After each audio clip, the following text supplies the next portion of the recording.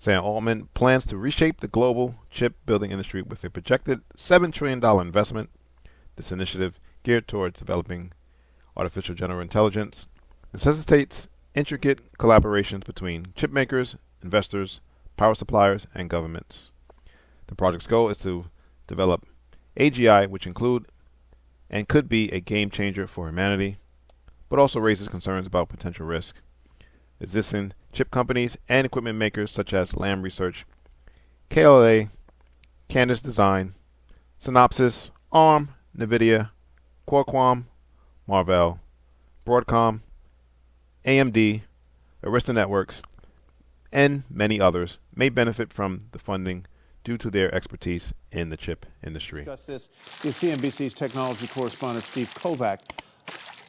I'm guessing if this is as big as these numbers suggest, that this has to have a major governmental drive behind it, one way or another. Exactly, and Deirdre alluded to that too, the possible security issues. Let me just read, I asked OpenAI about this, and a spokesperson told me, I'll just quote here, "We will continue to keep the U.S. government informed given the importance to national priorities and look forward to sharing more details at a later date." So they are taking that into consideration. They are talking to authorities, at least that's what they say they're doing, but we know what the U.S.'s position here is. We've had those chip sanctions going from over to China. That's been kind of hurting NVIDIA a little bit and other chip companies, unable to do business maybe in China in the same way they were, because this technology is seen as so fundamental to the future. It really is and so a national race. security and important. National security and you name it, all down the line. So all that gets tied up in there. We're talking about the $7 trillion whiz-bang, oh my God, number. Where did that number come from? Was that a number he put on the investment?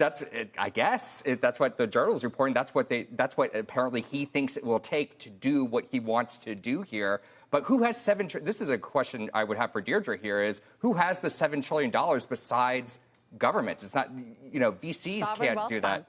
Yeah, sovereign wealth funds. Sovereign wealth funds would have it. And there aren't too many sovereign wealth funds that, the U.S. government would be cool with us. Or a consortium of sovereign wealth funds. But for that, you'd have to go to the Middle East. Yeah, but arguably, which they're doing. Singapore. But arguably, the UAE would be one of those that would potentially make sense and check a lot of boxes. And to be very, very clear, and I can say this from many of my conversations on the national security side and my interviews on the record with Gina Raimondo, the Commerce Secretary, 100% without a doubt, semiconductors are a national security issue. They're only becoming more of a national security issue. It also speaks to a broader industrial policy here in the U.S. That is much more national security focused. But the other piece of this, of course, is going to be the electricity and the energy needs that are associated with all of these semiconductors and all of this AI compute power, too. And I would imagine that would be part of the conversation you're having with, say, sovereign wealth funds or like a UAE that is energy rich. Exactly. And that comes down to oil, doesn't it? And fossil fuels. And, that's not what the Silicon Valley ethos really would want from this at the same time. So this is ambitious. Ambitious is not even the right word for it. It is almost ludicrous. Mind-boggling. That's what I keep going back to. I can't think of a better word. Yeah. And, Deirdre covers VC funding quite a bit. Deirdre, when was the last time you heard a deal a round of funding even approaching $1 trillion. I thought a lot about that this morning, and it has to be SoftBank's Vision Fund. That was a $100 billion fund that was bigger than anything we ever saw before, and this is magnitudes larger. And that completely reshaped the venture capital world, the startup world, led to supercharged companies like WeWork. Can you imagine what this would do to some of the chip companies? Let's move to the chip side specifically of the equation, and how Altman's plan could affect the existing chip heavyweights, since we know some of the reporting suggests that they would be involved in this process. Christina Partsinevelos has that side of the story from the NASDAQ. Christina, what is your reporting unearthing on That's this? A good point. I haven't got them. Dynamic. I need to do it's funny because you use the word could, and I'm going to stick with that because, like everyone's alluded to, it is quite a mind-boggling number. But I'll use the word if the funding does come through, this could bode well for equipment makers like Lam Research, KLA, Applied Materials, which already could also get an additional boost because of CHIPS Act funding. Morgan, that you just talked about, we're expecting more awards to be dispersed in the coming 2 months or so. So that's a positive for a lot of these names you're seeing on your screen. There's also strength possibly in the chip designer, simulation, and verification firms like Cadence Design, Synopsys, and so that's the reason why you're seeing Cadence and Synopsys up higher today, because of those two leaders. Even ARM, which we saw a surge, just after its earnings report, this stock is up again 2.5%. But look up, week to date, 65%. They make the blueprint for a lot of these chips. So if all this funding is coming into the United States to build, these are some of the beneficiaries. There is also a Reuters report that OpenAI and NVIDIA are working on custom chips, hence the positive reaction in NVIDIA shares. Creating custom chips isn't new for NVIDIA, though. I want to point that out. And something CEO Jensen Huang did mention in his keynote back in 2002, which I listened to, but it was largely overlooked, myself included, because we were all just more focused on NVIDIA's AI chips, right? It's all about those GPUs. But today, Reuters reporting NVIDIA is actually meeting with Amazon, Meta, Google, and OpenAI to discuss building their own custom chips. And they're also in talks, NVIDIA's in talks to work with on a wireless chip with Ericsson. So I reached out to NVIDIA. They wouldn't confirm any of these conversations, but it's still enough to create a reaction in all of these stocks. A lot of these companies like Ericsson, or negatively impact a company like Marvell, because Marvell does make custom chips. So does Broadcom. And for those that are like, all this conversation about chip stuff, custom chips, think of it like performing very specific tasks. Therefore, they're a lot cheaper than GPUs, which GPUs can handle a wide range of tasks like graphics, rendering, machine learning, etc.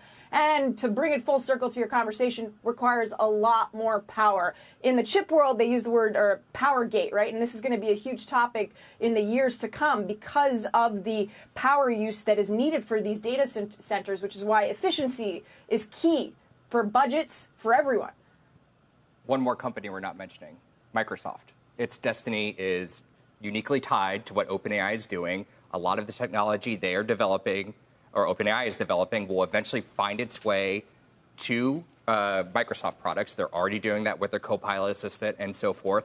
The journal reporting that, Satya Nadella, the CEO of Microsoft, is aware that Sam Altman is going out here trying to do that. But look, what we learned last fall was this is a complicated relationship, not just because Microsoft relies so much on the technology, but because it's heavily invested in OpenAI too. Mm-hmm. So if OpenAI is chasing, a $7 trillion fundraise at, again, as Deirdre said, who knows what the valuation of a company would be there.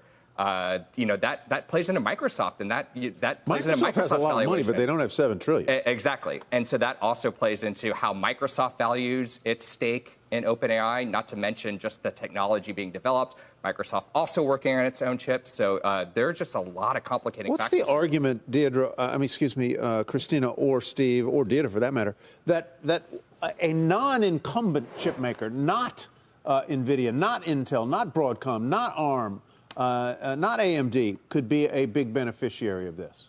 Well, in the case with OpenAI, he has the branding right now and the interest from, sovereign wealth funds all around the world that want to invest in AI. So there is an opportunity for investments there. But the big question is, I think the skepticism is around actually OpenAI building the chips, why he has to rely on third-party members. A beneficiary would be TSMC, Taiwan Semi, for example. But we saw with the example of Apple. Apple has been working on these mobile chips for smartphones for quite some time. But they had to re-sign their agreement with Qualcomm because they weren't able to make a chip that was ready to put in the new iPhones. And that shows that even Apple, a tech company that's been around forever, mega cap, has been a leader in technology, still can't figure out exactly how to get those chips for the perfect chip for the phone. And it shows that a lot of these chip companies will benefit because they specialize. And that's what AMD does. That's what Marvell does, Broadcom, Arista Networks. The list continues.